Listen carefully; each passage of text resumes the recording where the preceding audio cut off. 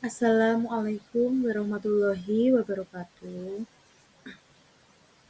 Sebelumnya, perkenalkan nama saya Diani Pratiwi, NPM 22030000050023. Di sini saya dari kelas paralel semester 6. Di sini saya akan menjabarkan materi saya ATS mata kuliah STEAM. Yang pertama itu STEAM. STEAM itu singkatan dari Science, Teknologi, Engineering, Art, dan Mathematics.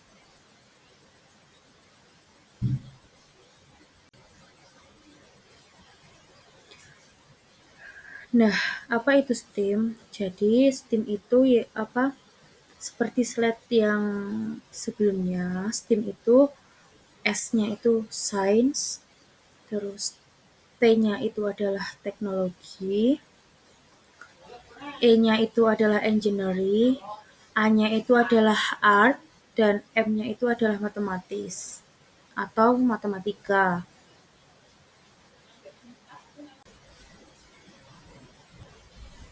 Nah, dari slide yang sebelum-sebelumnya itu kita cuma tahu S itu adalah Science, T itu adalah Teknologi, E itu adalah Engineering, A itu adalah Art, dan M-nya itu adalah Matematika. Jadi pengertiannya STEAM itu adalah,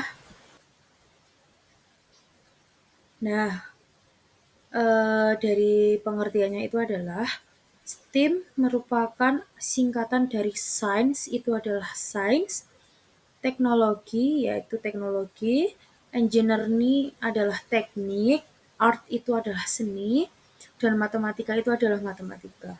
Jadi STEAM adalah pendekatan pembelajaran yang mengintegrasikan kelima bidang tersebut untuk meningkatkan keterampilan dari abad ke-21, seperti berpikir kritis, kreatif, kolaborasi, dan komunikasi melalui pemecah masalah dan proyek yang akan dikerjakan. Jadi pembelajaran STEAM itu adalah pendekatan pembelajaran yang menggabungkan dari sains, teknologi, teknik, seni, dan matematika. Pembelajarannya STEAM itu eh, meningkatkan berpikir kritis, kreatif, kolaborasi, dan komunikasi. Karena STEAM itu kebanyakan itu berkelompok atau bersama-sama, jadinya itu membutuhkan kolaborasi dan komunikasi yang baik. Dan STEAM itu harus berpikir yang kritis, kreatif untuk memecahkan suatu masalah yang akan atau untuk membuat proyek-proyek selanjutnya.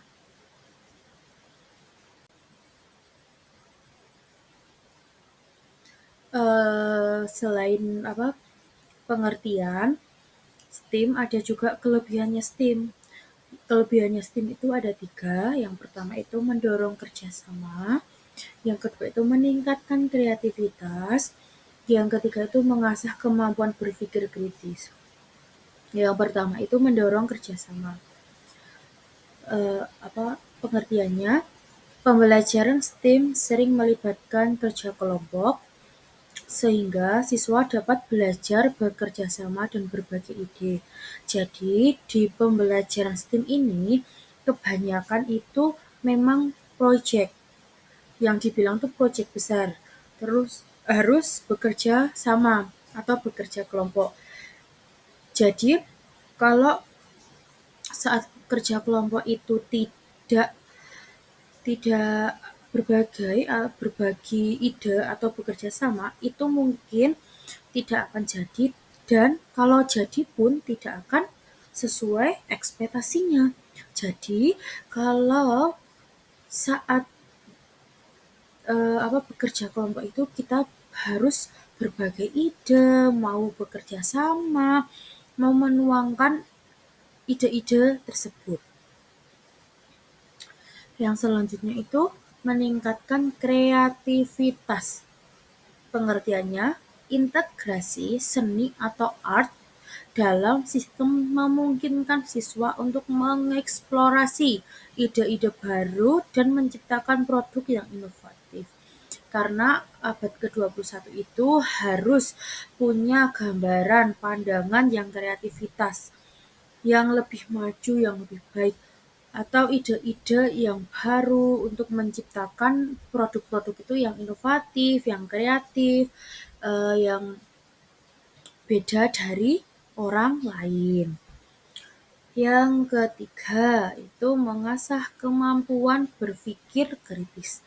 Pengertiannya, pembelajaran STEAM mendorong siswa untuk menganalisis masalah dan mencari solusi secara sistematis.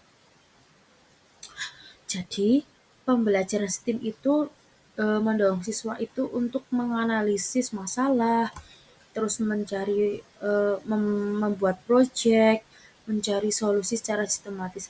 Nah, karena apa? Untuk mendorong siswa untuk menganalisis masalah, mencari masalah dan secara sistematis itu, makanya dibuat dengan kerja kelompok.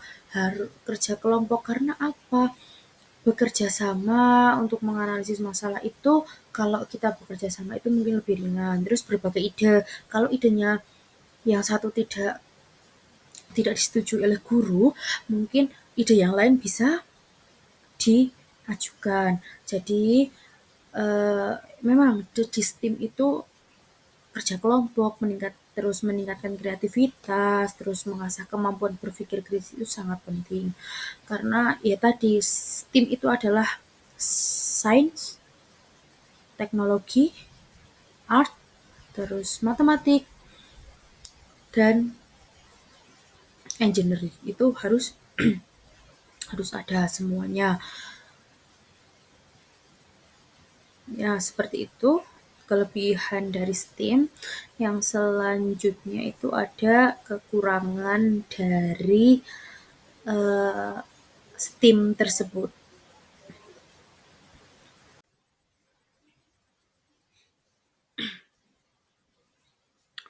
Yang selanjutnya itu ada kekurangan STEAM, itu juga ada 3, yaitu waktu yang lebih lama, kesiapan guru, dan kurangnya pemahaman guru. Yang pertama itu pembelajaran STEAM yang melibatkan proses eksperimen dan menciptakan produk mungkin membutuhkan waktu yang lebih lama untuk diselesaikan dibandingkan dengan pembelajaran konvensional. Jadi, karena STEAM itu adalah berbasisnya proyek yang cukup besar atau yang lumayan besar, jadi mungkin membutuhkan waktu itu yang lebih lama. Karena untuk proses eksperimen, untuk merancang dari ide-idenya, eh, proses ini tuh tidak seperti pembelajaran pada umumnya atau tidak pembelajaran yang berbasis teori, tapi ini tuh STEAM itu adalah pembelajaran yang berbasis langsung terjun gitu loh, langsung eksperimen, langsung mencoba gitu. Yang selanjutnya itu adalah kesiapan guru.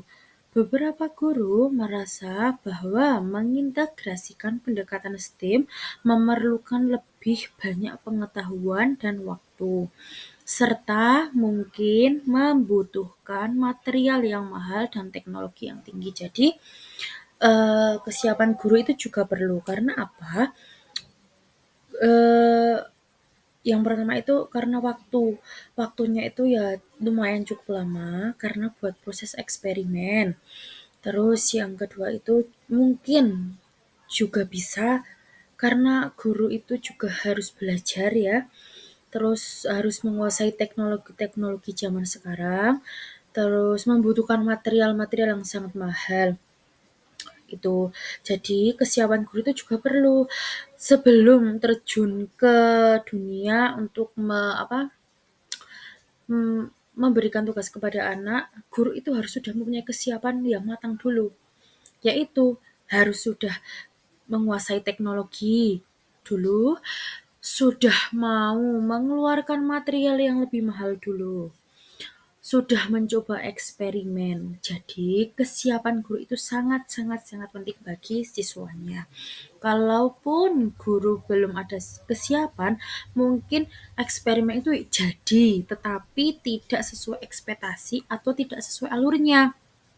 Jadi eh, kesiapan guru itu memanglah sangat penting karena untuk mengintegrasikan pendekatan STEM itu memang memerlukan lebih banyak pengetahuan dan waktu, serta mungkin membutuhkan material yang mahal dan teknologi yang tinggi. Apalagi zaman sekarang harus bisa menguasai teknologi apapun yang canggih seperti itu. Yang ketiga, kurangnya pemahaman guru. Guru mungkin belum sepenuhnya memahami prinsip dan praktik pembelajaran STEM sehingga kesulitan dalam mengimplementasikan pembelajaran. Jadi terkadang guru itu memang sekarang tuh zaman-zamannya sudah modern. Tetapi terkadang guru itu belum bisa mengimplementasikan teknologi, mengimplementasikan pendekatan STEAM yang lebih dalam, terus belum bisa mengimplementasikan STEAM atau pembelajaran. Jadi kekurangan dari STEAM itu yang pertama waktu yang lebih lama, yaitu tadi waktu yang lebih lama itu karena prosesnya itu sangat panjang karena masih ada eksperimen, terus menciptakan produk itu membutuhkan waktu yang lama atau membuat eh, membuat apa namanya produknya atau membuat membuat yang akan dipraktekkan. Contohnya membuat matahari, bumi itu dari apa, bagaimana, ukurannya berapa. Seperti itu juga membutuhkan waktu yang lama. Terus yang kedua itu kesiapan guru. Jadi kesiapan guru itu sangat penting karena apa? Karena ya tadi itu kalau memang guru belum punya kesiapan ya mungkin itu bisa jadi tidak berjalan. STEAM-nya itu tidak berjalan karena apa? Harus menguasai teknologi yang tinggi, terus harus mengetahui STEAM gitu. Yang ketiga itu kurangnya pemahaman guru. Nah, kurangnya pemahaman guru itu guru mungkin belum sepenuhnya memahami prinsip dan praktik pembelajaran STEAM. Jadi guru itu mungkin belum paham alurnya STEAM, belum tahu cara kerjanya STEAM, terus bagaimana cara kerja STEAM itu belum tahu atau belum paham. Jadi guru itu memang harus mempersiapkan dari awal-awal sebelum ngasih materi kepada siswa-siswanya. Yang selanjutnya itu ada mapping tentang eh, sistem pernafasan organ manusia.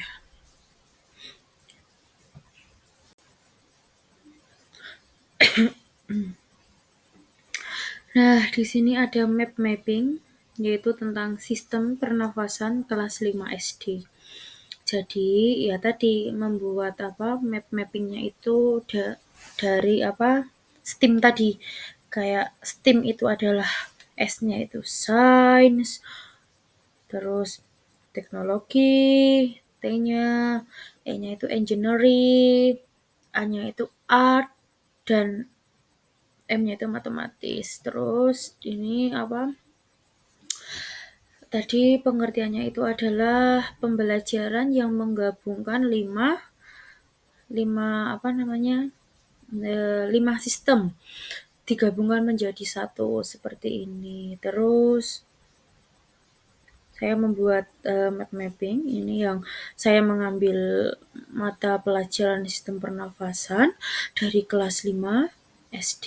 Yang pertama sainsnya, materinya itu inspirasi yaitu menghirup, eksperimennya itu menghembuskan. Jadi karena sistem pernafasan saya mengambil itu sainsnya itu saya mengambil materinya itu menghirup dan menghembuskan. Menghirup itu maksudnya menghirup udara dan menghembuskan udara seperti itu.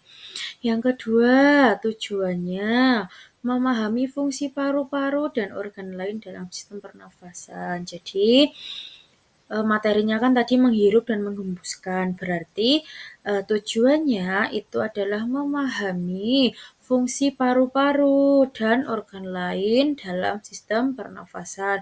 Contohnya hidung, terus paru-paru, terus fungsinya paru-paru itu buat apa, terus ya ini contoh seperti materi ini, menghirup, menghembuskan, seperti itu. Yang selanjutnya itu adalah kegiatannya. Kegiatannya itu adalah mengamati model sistem pernafasan menggunakan balon dan plastik. Ya karena tadi STEAM itu adalah modelnya itu project atau eksperimen. Jadi kegiatannya itu juga menggunakan praktek. Praktek bahannya itu bisa bahan bekas tapi yang masih layak dipakai. Terus contohnya tuh ini, mengamati sistem pernafasan menggunakan balon dan botol plastik. Jadi eh, apa balon yang ditiup itu sama botol plastik itu kita buat untuk membuat model pernafasan. Pernafasannya itu seperti pernafasan manusia, tapi menggunakan balon dan botol plastik. Nah, yang selanjutnya itu T. T itu adalah teknologi. Teknologi teknologi ada dua. Terus yang Yang pertama itu adalah menggunakan aplikasi simulasi sistem pernafasan, contoh Human Body APP. Jadi anak SD atau siswa SD itu kalau pembelajaran menggunakan aplikasi mungkin bisa menonton video atau menggunakan aplikasi Human Body ini, mungkin anak-anak itu malah bisa tahu atau malah bisa lebih mudeng gitu loh. Terus mungkin kalau menggunakan Human Body ini, mungkin guru itu juga bisa menjelaskannya itu lebih mudah, terus anak-anak itu prakteknya juga lebih mudah, eksperimennya itu juga lebih mudah, teknologinya seperti itu.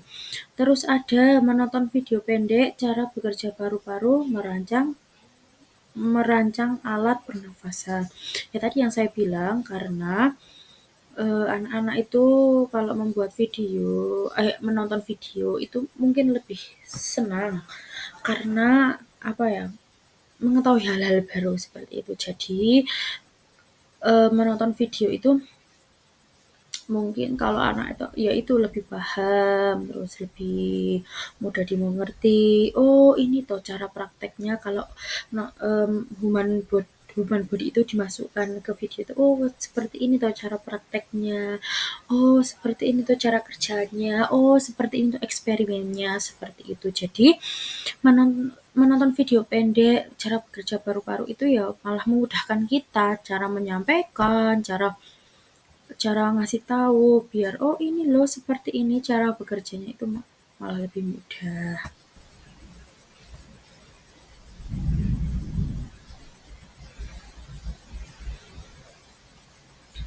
Terus yang selanjutnya itu tadi sains sudah, teknologi sudah, sekarang matematis. Jadi matematikanya itu kalau sistem pernafasan itu yang pertama itu ada menghitung jumlah nafas dalam 1 menit dalam kondisi olahraga dan diam. Jadi maksudnya itu kita itu menghitung jumlah nafas kita dalam 1 menit itu berapa kali pada saat olahraga. Karena kalau olahraga itu pernafasannya kita itu semakin kencang, semakin cepat lah ngos-ngosan istilahnya gitu. Tetapi kalau kita diam terus kita duduk itu mungkin pelan. Terus kalau kita bergerak sedikit pun itu memang langsung ngos-ngosan. Tapi kalau kita dalam keadaan diam mungkin pernafasannya itu sesuai bukan sesuai ya dengan pelan, pelan, pelan seperti itu. Kalau olahraga kan kita posisi lari, posisi loncat itu akan ngos-ngosan seperti itu. Yang selanjutnya itu adalah membuat grafik sederhana, nafas per menit dan aktivitas. Maksudnya itu membuat grafis sederhana. Membuat grafis sederhana itu pada saat nafas per menit atau pada saat nafas diam. Maksudnya itu pada saat kita olahraga dan pada saat kita aktivitas seperti itu. Yang selanjutnya itu adalah tujuannya mengenalkan pengumpulan data dan penyajian data diagram. Jadi setelah membuat grafik itu juga enggak, mohon maaf salah. Kita itu tujuannya itu karena mengenalkan pengumpulan data dan penyajian data bentuk diagram. Jadi tujuannya itu membuat diagram setelah menghitung jumlah nafas itu tadi. Jadi tujuannya dari matematika itu pada sistem pernafasan itu yaitu membuat diagram. Membuat diagram apa? Ya ini membuat diagram menghitung jumlah nafas 1 detik saat kita olahraga dan saat kita diam. Setelah itu dibuat grafik sederhana. Nafasnya itu nafas pernafasan 1 per menit itu dalam keadaan diam dan dalam keadaan sedang kita berolahraga. Jadi setelah itu kita menghitung dulu, habis menghitung kita langsung membuat diagramnya, habis membuat diagram langsung kita hitung, terus dibuat grafik seperti itu. Berapa yang nafasnya pada saat olahraga itu berapa, yang saat diam itu berapa, jadi perbandingannya itu berapa. Nanti dihitung setelah kita mengamati atau menanyakan seperti itu pada saat olahraga dan pada saat diam. Yang selanjutnya itu yang art itu adalah seni. Jadi membuat infografis tentang bahaya polusi udara bagi paru-paru. Kenapa harus membuat itu? Karena polusi saat kita berjalan di jalan raya itu sangat sangat sangat berbahaya. Karena apa? Polusi di luar itu sangat tidak baik, apalagi pada saat kita menghisap rokok itu loh, yang asapnya itu sangat-sangat berbahaya pada paru-paru kita. Kita pun cuma menghisap itu kadang paru-parunya itu berwarna hitam. Makanya pentingnya kita menjauh dari polusi-polusi tersebut. Ya mungkin kalau ada orang merokok kita menjauh, duduknya lebih jauh, jaga jarak. Kalau kita pas di jalan itu kita bisa memakai masker seperti itu. Jadi artnya itu membuat infografis tentang bahaya polusi udara bagi paru-paru. Jadi ini tuh mencegah biar paru-paru kita tuh sehat seperti itu teman-teman.